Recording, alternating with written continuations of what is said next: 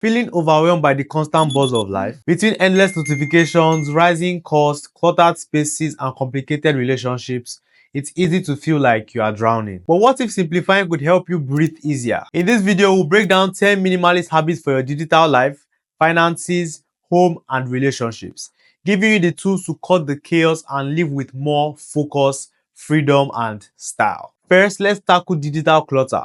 In today's hyper-connected world, our phones, laptops, and social media feeds can easily consume us. Here are 10 digital minimalist habits to help you reclaim your attention, curate your online experiences, and cultivate a healthier relationship with technology. Digital minimalism is about intentionally choosing what technology to use, for how long, and for what purpose. Before we dive into the 10 digital minimalist habits, let's take a quick look at how we got here in the first place. In recent years, technology has, been incredible for us, that's transformed our lives, offering amazing benefits. But however, it's also led to a host of challenges like constant distractions, information overload, and screen addictions. By understanding the root of these problems, we can take steps to reclaim our time, focus, and mental well-being. So once a month, dedicate a specific day to spring cleaning your digital life. So I want you to think of it as a digital detox, but more focused on organization and efficiency. Here's what you can do to achieve that. 1. Delete unused apps. So now I know you have a phone, you're watching this video. So go through your phone. What are the apps on your phone that you don't actually use, that are just there, and delete them without hesitation. 2. Unsubscribe from unwanted emails. Sometimes you open your inbox and it's like 100 messages there, but like 90% of them are just maybe ads or subscriptions or whatever the case may be. So now I want you to, when you see those emails, instead of you just, checking and saying mark as read, I want you now to go open that email, scroll down to the end. There should be an unsubscribe button there. Click it so that you don't keep on getting those emails. 3. Organize your digital files. I don't want you to have to open your laptop or your phone and your files are kind of just scattered around, maybe on your desktop. I want you to be able to, kind of like arrange them, create folders. Okay, let's say you read books, you have different books on your laptop. Create a folder, books, put those books there. You have videos, create a folder. Okay, this is video, this, put it there, so that it's more organized and easy for you when you want to come back to it. Because now you might think it's okay, but the day you will look for that file, that's the day you will know the importance of organizing them. So I deleted most of my social media apps like TikTok, Facebook, which I don't think should be on this list. I didn't have Snapchat in the first place. So what I did for those apps is that I moved them to the desktop version. So I have to, log into them through my laptop. So to kind of like remove the temptation of it being on my phone. But then the one I still have on my phone is Instagram. So I still use that one. But what I did for that one was that I removed it from my home screen. So anytime I want to use Instagram, I have to search for it in the search bar. So with that, it kind of creates that bit of friction to kind of, help me ask myself, am I opening Instagram intentionally, or is it just subconscious because maybe I'm bored? If you've been gaining value so far, I'd appreciate if you can become a subscriber of this channel so you can stay up to date on the latest content and also help this channel grow out to more and more people. In today's digital age, it's easy to spend hours scrolling through social media or binge watching shows.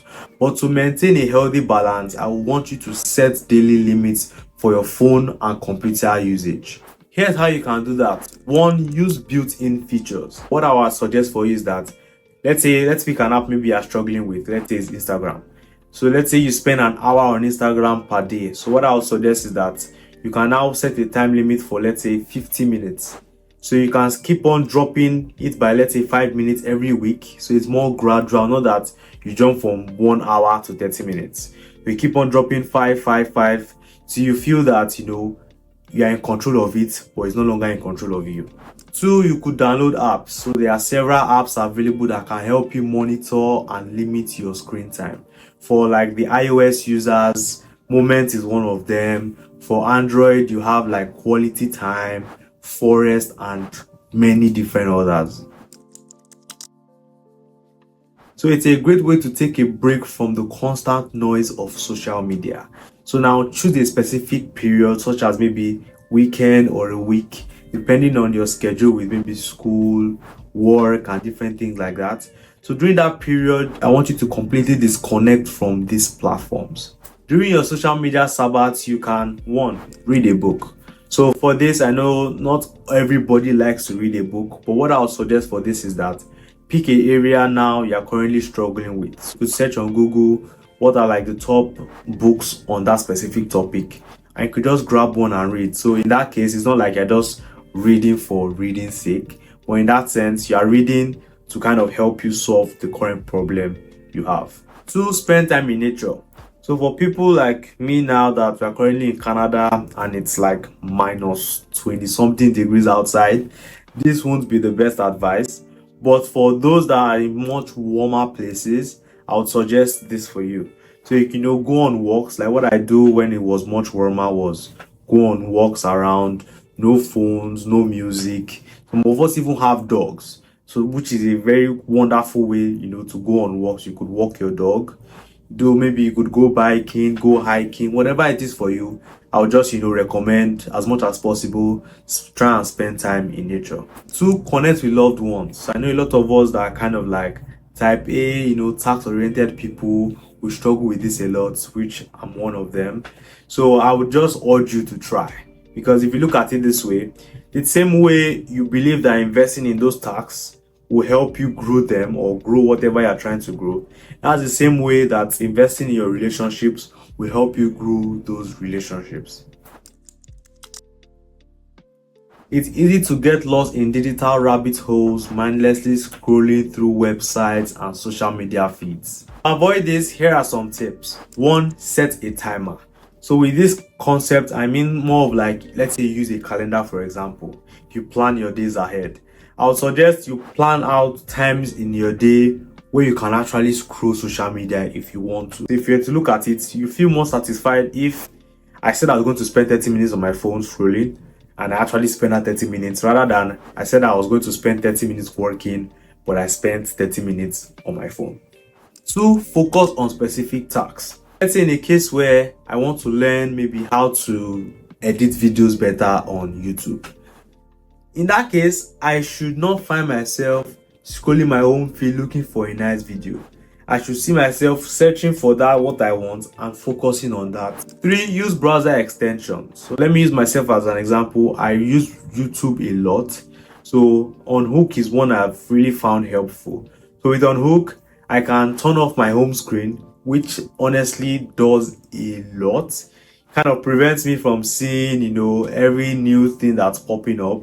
In that case, I have to search for what I'm looking for, how to edit videos. In that case, it brings edited videos, and that's what I spend my time doing on the platform.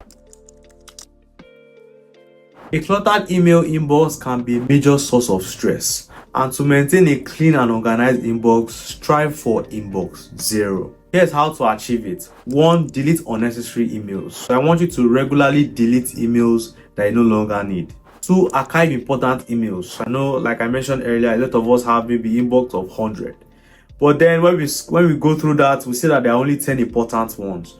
If you could archive those 10 important ones to when the time you are planned or scheduled to attend to those emails. Three, respond to emails promptly. So I don't want you to let your emails pile up. So if you can, block out a time in your day to sort them out, especially the ones you have to respond to them personally. So let's say if depending on your current stage, you can get someone to handle the rest that you don't have to personally respond to. A cluttered digital workspace can hinder your productivity. So to create a more focused and efficient work environment, I urge you to practice digital minimalist workspace. Here are some tips. One, close unnecessary tabs. Keep only the tabs you need open. The rest, close them. Two, organize your desktop. So I want you to keep your desktop clean and clutter-free. Because if you think about it, your desktop is the first place you open when you open your laptop. So in that case, if your desktop is disorganized, what happens to your brain? I know you know the answer, so do the right thing. Three, use a task management app. So for me personally, I use the Apple Calendar. That's what I found for now to work the best for me. But some of you maybe would prefer a to-do list, which I would say I would indicate there it should be a well-structured to-do list, not just you writing a bunch of tasks there. Maybe some of us prefer to use a note app. Whatever the case is for you, just make sure that you have something to help you organize your tasks. I want you to avoid checking your phones or computer first thing in the morning when you wake up. Instead, you can try these activities. One, meditate. So use that to calm your mind and set a positive intention for the day. Two, journal. So you could reflect on your thoughts and feelings maybe you had the previous day or maybe you are currently feeling at the moment. Three, read a physical book. So now, like I recommended earlier, a book that maybe you have a struggle with that skill. So it kind of helps you, gives you things in the morning to go into your day and practice with. I want you to avoid using your electronic devices for at least an hour before you go to bed. Here's why it's important. One, blue light exposure. The blue light emitted by screens can disrupt your sleep patterns. Well, I know some of us will say, I have work I have to complete to still have my work, or I have exams to study for, which it's understandable in those cases. So in that case, you could turn on the night mode on your phone, which kind of makes your screen a bit yellowish to kind of help reduce that blue light. Or if you can get maybe blue light glasses, that would also be helpful. Two, mental stimulation. Using electronic devices before bed can keep your mind active. So therefore, you struggle to sleep. And when you wake up the next day, you feel tired, you feel not rested, which then affect your output throughout the day. This involves practicing mindfulness in your digital interactions. It's about being present and aware of your thoughts and emotions while using technology. Here are some tips for practicing digital mindfulness. One, mindful social media scrolling. So now I want you to pay attention to emotions while you are scrolling through social media. When you see some certain things, do you feel a jolt of energy or depressed thinking, why not me? Two, mindful emailing. So respond to emails with intention and avoid impulsive replies. Three, mindful online shopping. Be conscious of your spending habits and avoid impulse purchases, because I know a lot of us have those things that we bought that we didn't necessarily need them, but in that moment we found a reason to need them. The one thing I'll suggest is that really think about it, please. Don't allow that emotional effect get to you, especially with the discount, Black Friday. What I'll say is that think about it. Do I need this thing or do I just want it? So if it's a want, I would suggest personally just leave it. Or if you kind of can't ask yourself those questions and be honest, maybe try not buying it for a week. If you still want it after a week, then you might as well go ahead and just buy it. In today's fast-paced world, it's easy to multitask and constantly switch between different devices. However, multitasking can actually decrease your productivity. So to increase your focus, practice the habit of one device at a time. Here's how you can do that. One, set aside specific times for different tasks. And to do this, you can, utilize tools like your calendar, your phone notes app, or whatever it may be for you. But please do your best to stick to them. Two, turn off notifications for non-essential apps. It is very distracting to have a phone that just goes off with notifications, and most times a lot of those notifications are not even relevant to the tasks you have going on at the moment. Three, mindful distractions. A lot of us, what mostly distracts us is our phone. So what I would recommend, except from situations where you actually need it, I would suggest for you, wherever you are working or wherever you are accomplishing that task, you can keep your phone in another room, except you need it. So it's basically you identifying your triggers and setting boundaries around them. Now that we've decluttered our digital lives, let's shift our focus to our finances. Simplifying your spending habits, reducing debt, and achieving financial freedom through mindful consumption are the core of financial minimalism. Let's explore 10 financial minimalist habits that will transform the way you manage money. Please note that the information provided in this video is for informational purposes only and should not be construed as financial advice. It's important to consult with a qualified financial advisor to address your specific financial needs. The first step to financial freedom is understanding where your money goes. And by tracking your spending, you gain the valuable insight into your financial habits. I want you to think of it as more of like a financial checkup. Some action steps to track your spending. So one, you could use a budgeting app or a spreadsheet. So I don't know if you've heard of the $1 app by Dave Ramsey, or the all popular one, the Excel sheet, which I found like an analytical person like me using a lot. So those, you can use that to kind of like categorize and visualize your spending. Two, categorize your expenses. This will help you identify areas where you may be overspending. For example, you might be surprised at how much you spend on dining out or even subscriptions, especially those little $10 subscriptions that you have. When you combine all those together, it can be crazy. Three, review your spending habits regularly. So I want you to set a monthly or weekly review to assess your progress and make adjustments as needed. Because as we know, we are growing, our incomes are changing. So certain things have to change. Maybe your savings has to change and different things like that. I was recently reviewing my finances at the end of the month, and when I went through like my credit card statement, I found a bunch of subscriptions there. Some I actually use, but the rest, maybe some I just forgot about them, but it was like, how am I still paying for this? So kind of what I did in that case was that I had to write a list of all the subscriptions I had or I got deductions from, and then start to kind of prioritize it. Which ones do I need? Which ones don't I need?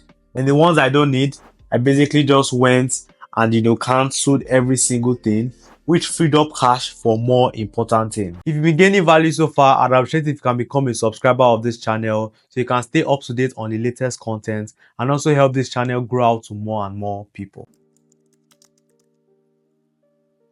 Armed with this knowledge of your spending habits, the next step is to create a realistic budget. A budget is a financial roadmap that helps you allocate your incomes towards your goals. Some action steps. One, determine your monthly income. So I want you to calculate your total monthly income from all sources, including your salary, your side hustles, and any other income streams you may have. Two, identify your fixed and variable expenses. Fixed expenses are the ones that are consistent each month, like your rent, or if you have car payments and things like that. And while your variable expenses can fluctuate, like maybe how much you spend on groceries or entertainment. Three, allocate funds to savings and debt repayment. Set specific saving goals and allocate funds to them first after every paycheck.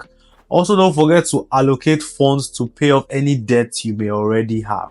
4. Review and adjust regularly.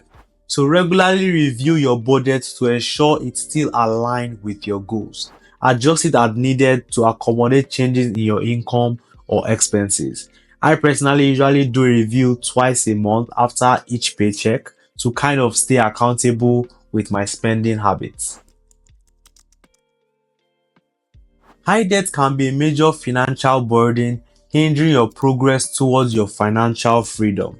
By strategically reducing your debt, you can free up more money for savings and investments. Some action steps you can take to achieve this is 1. Create a debt repayment plan. So now I want you to list all your debts, including the balances, the interest rates, and the minimum monthly payments. Then I would suggest or I'll recommend that you prioritize the ones that have the highest interest first to minimize your interest charges in the long run. 2. Prioritize high interest debt. You might have heard of a concept called debt stacking, which is a debt repayment strategy where you make the minimum payment on all your debts except for one.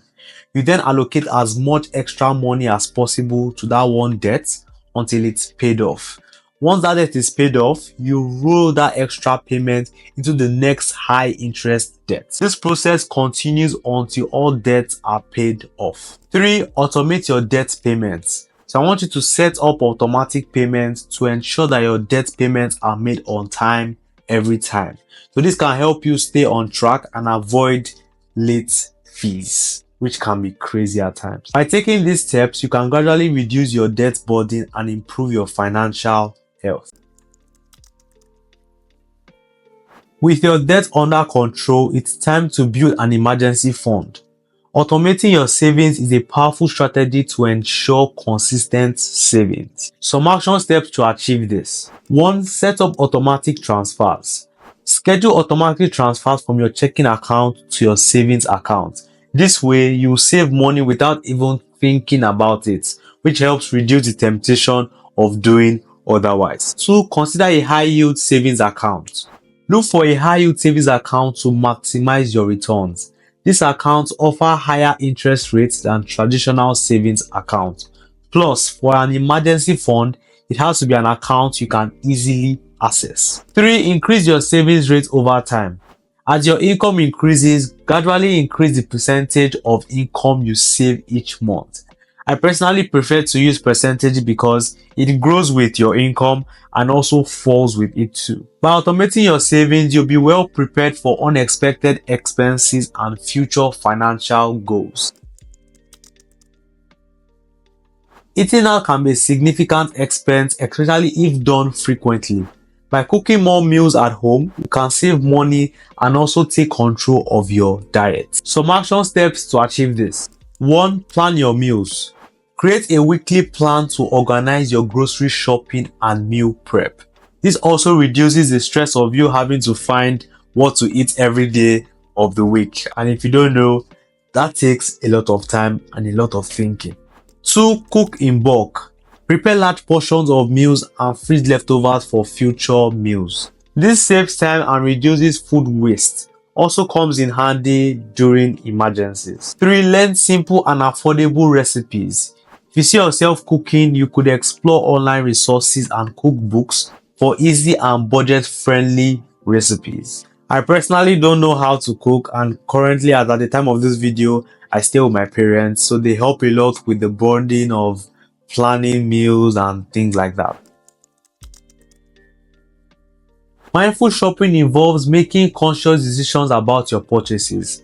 By avoiding impulse buys and focusing on needs over wants, you can save money and reduce clutter. Some action steps to achieve this. 1. Create a shopping list. Before heading out to the store, create a detailed shopping list to avoid impulse purchases. 2. Avoid impulse purchases.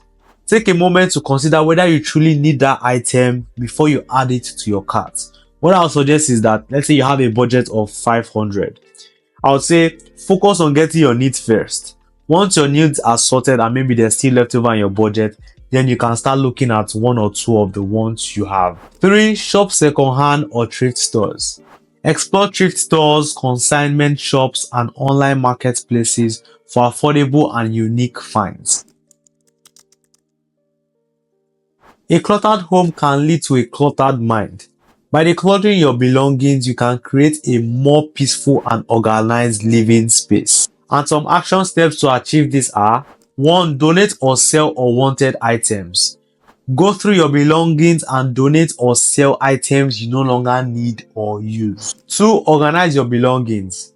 Create a system for organizing your belongings, such as using storage bins or shelves. 3. Practice minimalism.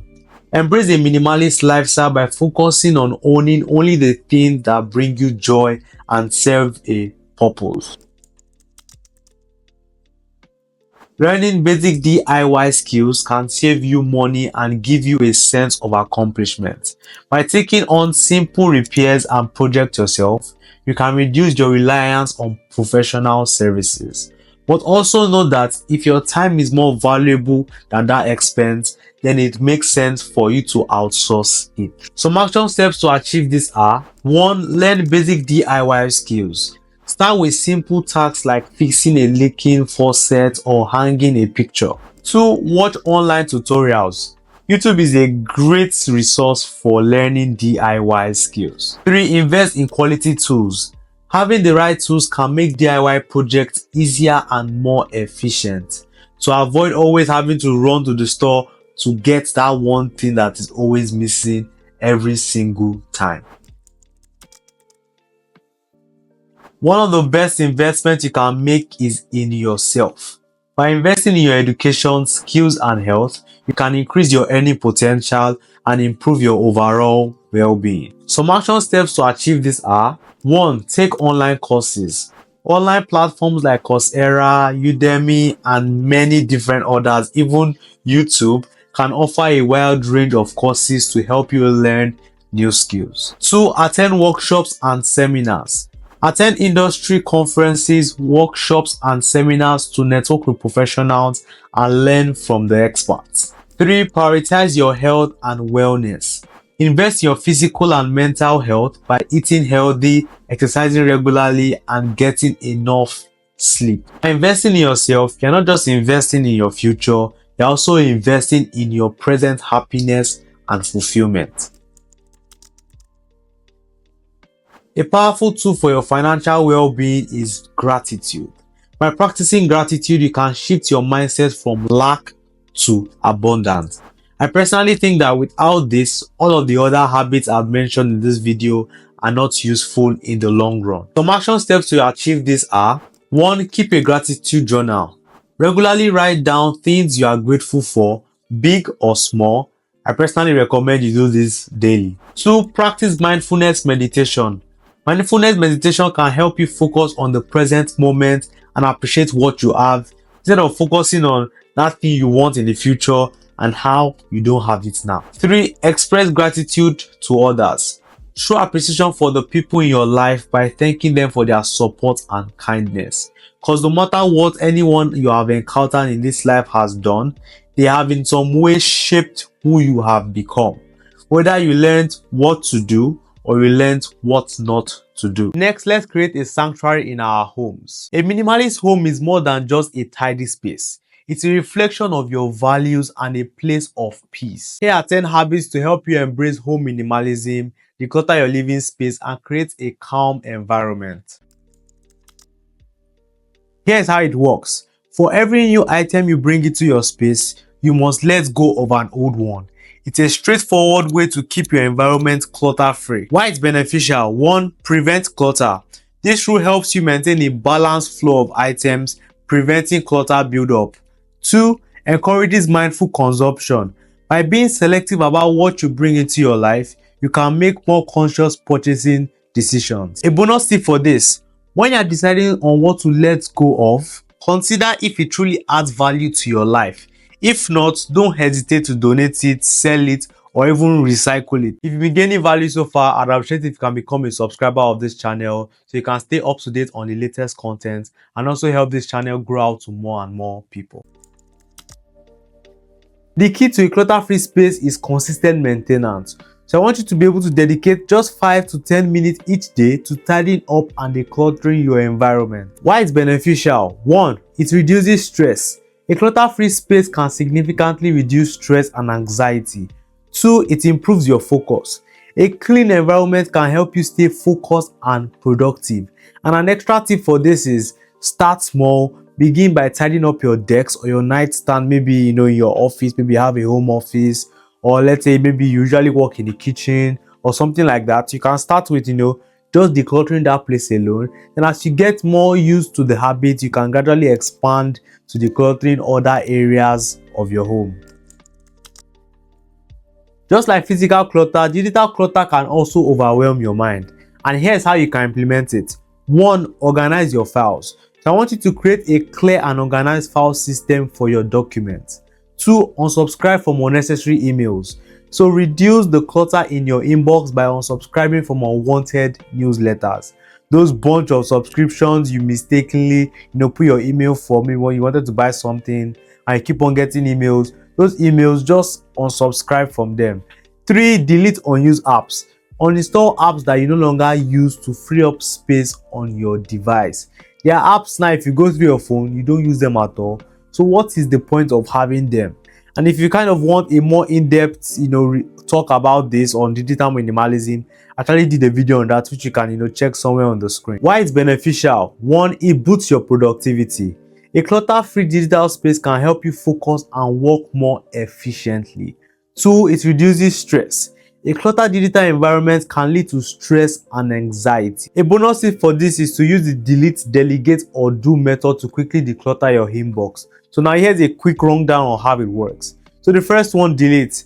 When you're going through your email inbox, any email you see there that you can actually delete immediately, just do it right there and then just delete it off. You don't need to keep it off and allow it to just keep on distracting you from the important ones you need to check. Then the next level is delegate. So now in your inbox, there are some emails that are for you, but you don't necessarily have to respond to them yourself. So those ones, you can delegate it to other people to respond to those emails. Then the third one is the one you have to do yourself. So which has to do with the do part. If you see any email that it's for you, you have to respond personally to, I advise, if maybe that's the time block you have for your emails, just answer them immediately. No need for you to start them and say I'll come back to it one time, or maybe just put it out on read, you will come back to it. If that's the time block you have created for your emails, just respond to that email. A clutter wardrobe can lead to decision fatigue and stress. A capsule wardrobe is a curated collection of versatile, high-quality pieces that you love. So some benefits of this are: 1, simplifies your morning routine. A smaller wardrobe means fewer decisions for you to make in terms of the clothes you need to wear. So let's say you just have a kind of a fixed set of clothes. So when you're thinking of what to wear, it's much easier because it's like, okay, I can do this. There's no, let's say you don't have like 100 options you have to pick from. Instead, you maybe have like 10 or maybe even have like 5. So that kind of helps you, pick which one much faster. 2, reduce decision fatigue. By limiting your choices, you can reduce mental clutter. So just like I said before, let's say you have a wardrobe and you have like 100 options, and let's say you don't even take time to think of what you're wearing the next day, a day before, then you're really going to have to deal with this issue. So let's say you wake up in the morning, you open your wardrobe, okay, what am I wearing today? You see 100 options. What do I pick? This looks nice. This also looks nice. That also looks nice. But what am I going to wear? So to avoid that, avoid all those stress, I'll just recommend, like I said earlier, reduce the decisions you have to make by, limiting the clothes. Okay, I just have between these 5 or between these 3, and those 3, once I pick one, I'm good. So a tip for this would be to focus on neutral colors and classic styles that can be easily mixed and matched. A well-curated capsule wardrobe can help you look stylish and feel confident. So one thing for this I'll suggest is that, if you could get like 5 standard colored pants, let's say maybe black, dark blue, beige, whatever the color is for you, and get also maybe let's say 10 tops, you should be able to get a massive amount of different outfits from those selections if those colors are actually colors that you can easily mix and match. Before you make your next purchase, pause and reflect. Mindful shopping involves making conscious decisions about your spending. So one thing I recommend is that, especially this time of the year, this is, we want this, we want that, we want this, we want that. What I recommend is that, let's say you see something you want to buy. I think I said this in another video, but one question you can ask yourself is that, do I need this thing or do I just want it? So if it falls under a want, I would recommend you kind of hold back on it for a bit, and maybe you don't need to kind of rush into that. But let's say, okay, you don't want to do that way, you can then say, okay, I won't buy this thing for the next 1 week, and if after that 1 week I feel that I still want this thing, then I guess probably just go ahead and buy it. Some benefits to this are: 1, it saves money. By avoiding impulse buys, you can save money and allocate your funds towards things that truly matter. 2, reduces environmental impact. Consuming less reduces your carbon footprint. So a tip for this, which I think I've already kind of said it already earlier, but it will be, before you make a purchase, ask yourself if you truly need it and if it also aligns with your values. Want to curb purchases? Try the 30-day rule. If you want to buy something non-essential, wait 30 days before you make that purchase. Some benefits to this are: 1, reduces impulse buying. This rule gives you time to reflect on your needs and desires. 2, promotes conscious spending.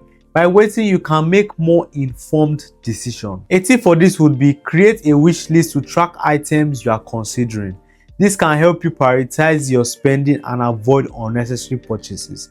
So this is definitely one I've done, especially with my YouTube channel and buying stuff.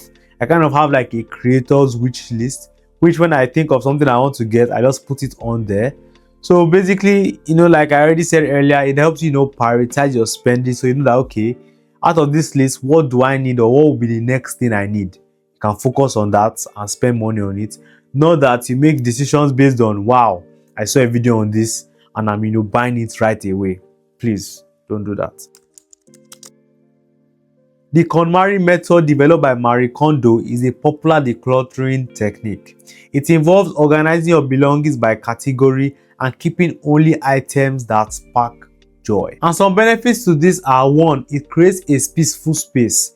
By decluttering your home, you can create a more serene and calming environment.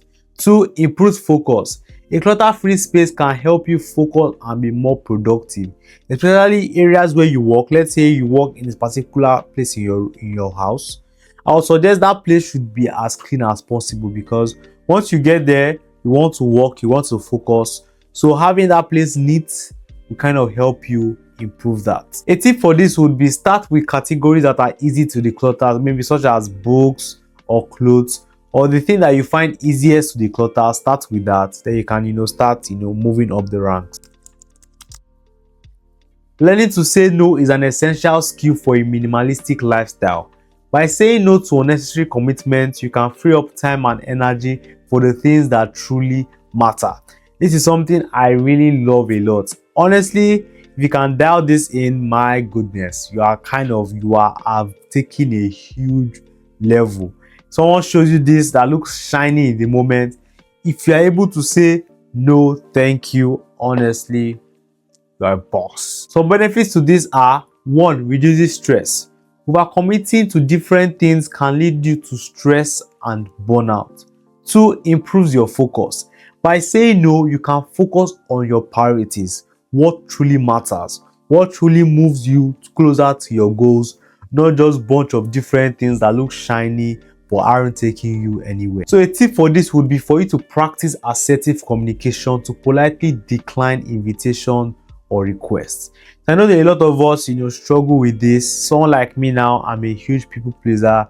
So for people like us, it's hard for us to say no to people. It's like we hurt their feelings or things like that. But one thing I'll say is that if you can just try, you don't have to be very rude and just say no. You can just say, okay, I'm trying to do this now, and please, I want to I won't be able to attend. If the person of that friend is saying kind of bugging you about it, why are you doing this, you've changed, all those different kind of statements, then most likely the person doesn't respect your decision, and that person shouldn't be your friend. Just my saying. Letting go of possessions can be difficult, but it's an essential part of minimalism. Practice gratitude for the items you own and let go of the ones that no longer serve you. A good example I can use for this is my mom. My goodness. There are things she just has that you're not using this thing again. Why do you still want to use it? She prefers to just keep them. All those kind of sayings of, okay, I'll keep it. One day I will come back and need it, or different things like that. I would just suggest, if you're not using it, kindly just throw it, move it from wherever you are, please. Some benefits to this are: 1. Create space. By decluttering your home, you can create physical and mental space. 2. It promotes mindfulness. Letting go of possessions can help you focus on what truly matters. A tip for this would be donate, sell, or recycle items that you no longer need. This can help you reduce waste and support charitable causes. Your bedroom should be a sanctuary of peace and relaxation. A minimalist bedroom can help you sleep better and reduce stress. Some benefits to this are: 1. It improves your sleep quality. A clutter-free bedroom can create a more peaceful and restful environment. 2. Reduces stress. A serene bedroom can help you unwind and relax. Imagine yourself after a long week at work, you come back to a cluttered bedroom. How do you want to sleep? You start doing this, you turn, you hit this clothes, you fling this clothes, different things like that. And now think of you coming back to a room where it's clean. You just need to, go have a shower, change to your, will I say, nightgown or pajamas or whatever you wear, and just climb on your bed and sleep. Don't you love the sound of that? A tip for this is focus on essential furniture and calming decor. Use soft natural materials and soothing colors to create a peaceful atmosphere. Finally, let's focus on cultivating deeper, more meaningful connections. In a world full of distractions, it's easy to lose sight of what really matters. We'll explore 10 habits of relationship minimalism, from prioritizing quality over quantity to setting healthy boundaries and fostering authentic communication. Relationship minimalism isn't about isolation or detachment, it's about focusing on what truly matters in your relationships and letting go of the rest. Let's start with the foundation of strong relationships: mindful communication. I used to be a terrible listener, always thinking about what to say next while the other person is still talking. And this often led to misunderstandings and hurt feelings. But by practicing active listening, I've been able to connect with people on a much deeper level than I used to. How does this work? 1. Active listening. Give your full attention to the speaker, don't interrupt, and ask clarifying questions. 2. Speak your truth. Be honest and authentic in your communication. There is nothing as good as you having someone that, no matter how bad it might sound, they are always honest in whatever they say. Except you want to be known for the person that always has something to say but is usually lies. 3. Avoid assumptions. Don't jump to conclusions. Instead, ask questions to clarify for more understanding. And don't think the person might think you are not actually listening. With this asking clarifying question, the person will actually think, okay, even though you might not necessarily get what the person is saying immediately, at least you are making effort to want to know. So a tip for this would be use I statements to express your feelings without blaming or accusing. So now let me give you an example.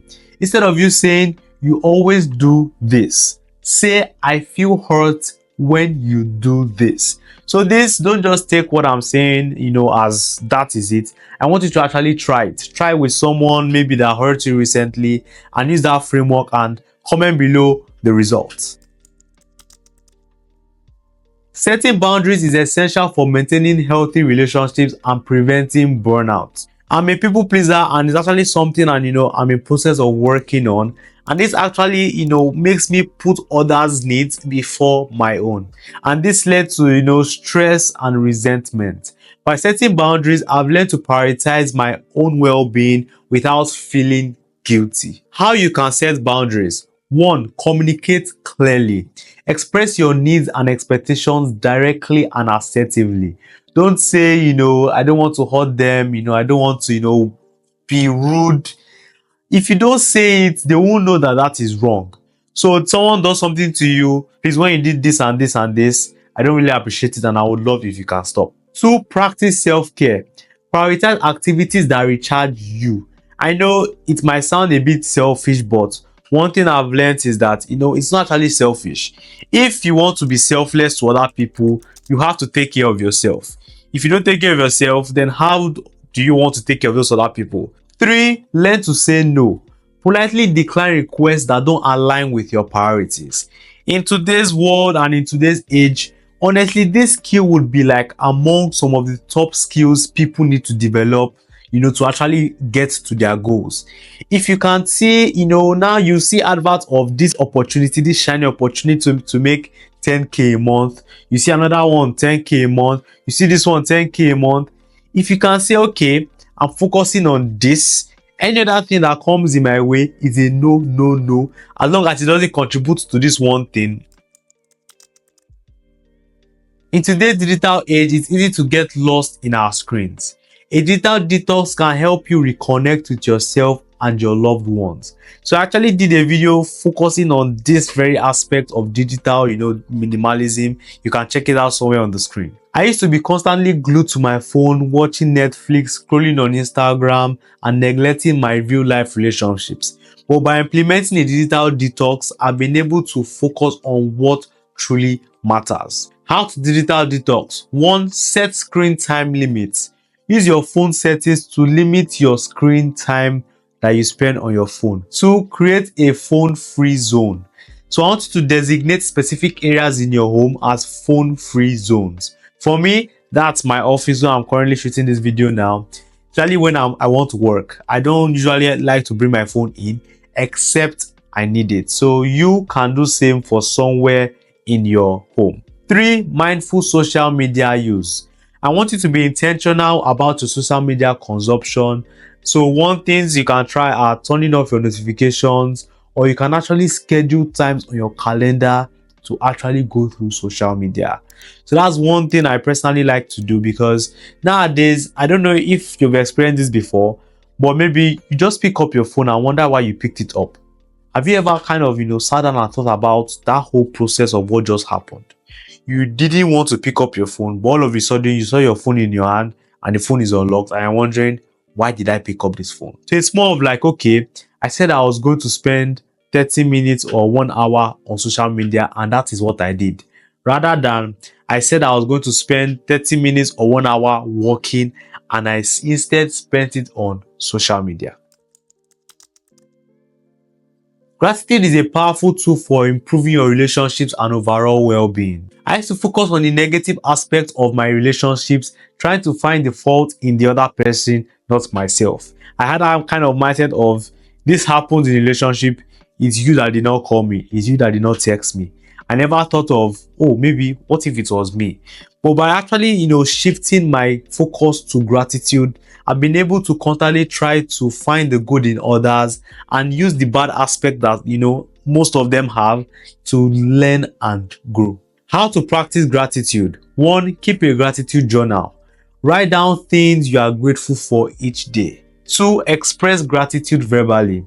Tell your loved ones how much you really appreciate them. I'll be honest, this is one I struggle with. That express gratitude verbally. I feel it's not something I'm, the best at, but it's not an excuse to not be good at it. I'll just recommend you to try. 3. Practice mindfulness. Focus on the present moment and positive aspects of your life, not just the negatives. Because I know most times it's easy for you to see the negatives. The negatives are always plain sight for you to see. But one thing I want you to know is that if you look very well, there are a lot of positives for you to also be grateful for. Holding on to past grudges and resentment can weigh you down and damage your future relationships. I used to dwell on past mistakes and arguments, thinking of ways I could have handled that situation better, or maybe ways I could have said that particular thing better. But you know what? It's okay. It has happened and you can't go back and change it. So instead of, you just, bothering yourself about those things, I would recommend you use those lessons and apply them into your future relationships. How to let go of the past. 1. Practice forgiveness. And I know this is more of like the case of, oh wow, it's easy to say forgive, but it's not actually as easy to do it. And I totally understand. But one thing I would say is that if you can see from this view, you forgiving that person that has done you wrong is not actually going to benefit that person as much as it will benefit you. If you say, okay, think about it, that person would definitely move on. That person would marry someone else. That person would, do business with someone else and different things like that. That person will still move on. But when you haven't moved on, who is holding you back? You are holding yourself. I'm not saying, you should forget about it, but you just, releasing it in your heart that, okay, I've let this person go. I've let this certain thing go. That is all I ask. 2. Mindful meditation. Use mindfulness techniques to calm your mind and reduce stress. 3. Focus on the present. Shift your attention to the present moment. You aren't in control of what has happened, but guess what? You are in control of what can happen. Quality time is more important than quantity when it comes to building strong relationships. I used to think that spending a lot of time with people was actually the key to building strong relationships, but I was actually very wrong. I then realized that actually it's the quality of time you spend with those people, not the quantity that truly matters. How to focus on quality time. 1. Be present. When you are with loved ones, be fully present and engaged. Not you thinking about work or that project and different things like that. Because most times they can tell when you are there physically with them, but your mind isn't there. 2. Plan meaningful activities. Engage in activities that you enjoy together. 3. Limit distractions. Put away your phone and other distractions. You don't want to be talking to someone and they are just, on their phone and claiming that they are listening to what you're saying. Think about it. Would you want to have that situation happen to you? If your answer is no, so don't do it to someone else. Active listening is a powerful tool for building strong relationships. By giving your full attention to the speaker, you can foster deeper connections and avoid misunderstandings. Tips for active listening. 1. Maintain eye contact. Show that you are engaged by looking the person in the eye. And if that's too, cringe for you, you can just look at the person's nose, this area, and just focus your eyes there. 2. Avoid distractions. Put away your phone and focus on the conversation. I don't want you to be talking to someone and I'm seeing you doing like this. The person is talking and saying, You are not listening. The best you can do is that if that phone is actually important that time, sorry, please, can we get to this conversation sometime later? 3. Ask questions. Clarify any points you don't understand. This communicates to the person that you are actually listening and you actually want to understand, even though maybe at the moment you don't understand. 4. Paraphrase. Restate what the speaker has said in your own words and give them an example. Honestly, I've learned that this is a very great thing you can do when you are speaking to someone. In today's fast-paced world, it's easy to get caught up in distractions and lose sight of the present moment. By practicing mindfulness, you can improve your relationships and overall well-being. I am someone who barely thinks of the present moment. It's more of what is ahead, and which for someone like me, it just feels like we are not making any progress. We are just stuck where we are and we are moving at a very, very slow pace. But by me trying to practice mindfulness, I've learned to appreciate the present moment, which are those small little wins that you have on the journey to that big goal you have for yourself. And that's also helped me to connect with others on a deeper level, kind of trying to find resonating points. This person maybe had an amazing week. You were able to take this small win. I can come, okay, this is my own small win. And then you start seeing that bond starting to grow. Tips for being present. 1. Mindful breathing. Take deep, slow breaths to calm your mind. Some of us go into some conversations and we are just tensed. And sometimes that kind of reflects in the conversation. Maybe we just did something and we are angry. And someone just came excited, wants to share something with you, but we kind of just reflect that anger on that person. So in that case, just take deep breaths, slow your breathing down. 2. Practice meditation. So in this case, I don't actually meditate, so I actually use this as journaling, which I've already said earlier in the video.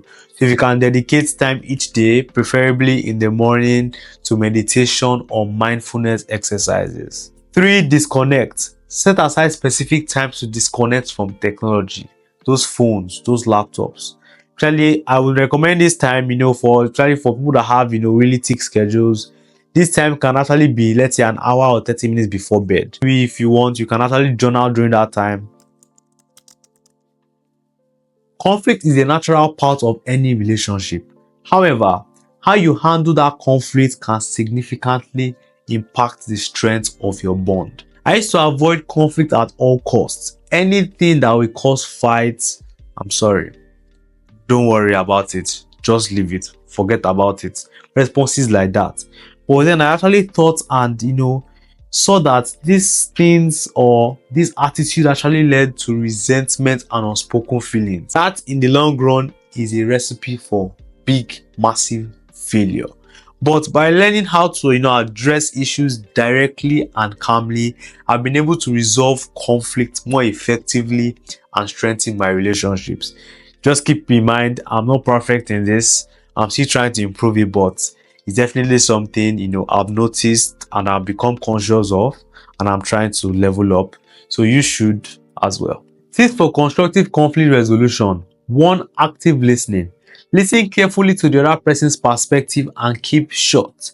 I recently read this in the book How to Win Friends and Influence People, and I saw a line that said, if you have the ability to, see something from the other person's perspective as well as your own, that is an amazing skill to develop. And I saw this recently at work. My manager, a guy called, okay, I want to come in by, so time. My manager was like, okay, we'll get you in by 3:45. He came, rushed to the shop saying, okay, my manager told him he was going to be here or should be here in 45 minutes. So me being there experiencing both situations, my manager wasn't wrong and he wasn't wrong. So if they were to listen to each other's perspective, they will notice that, okay, it was just a clear misunderstanding and no one is at fault. 2. Use I statements. Express your feelings without blaming. 3. Find common ground. Look for areas of agreement, not areas where you are right and the other person is wrong, so that you can feel in your mind that I actually won this argument, and you know deep down that you didn't win nothing. 4. Compromise. Be willing to meet the other person halfway. Don't be too rigid.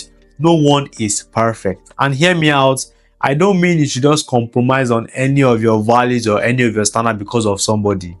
I would recommend that you have standards that are non-negotiable. You have values that are non-negotiable. Honesty can be one that is a non-negotiable for you. So don't compromise to say, okay, because I want you to still be my friend, I will compromise on my standard of honesty. Taking care of yourself is essential for building strong relationships.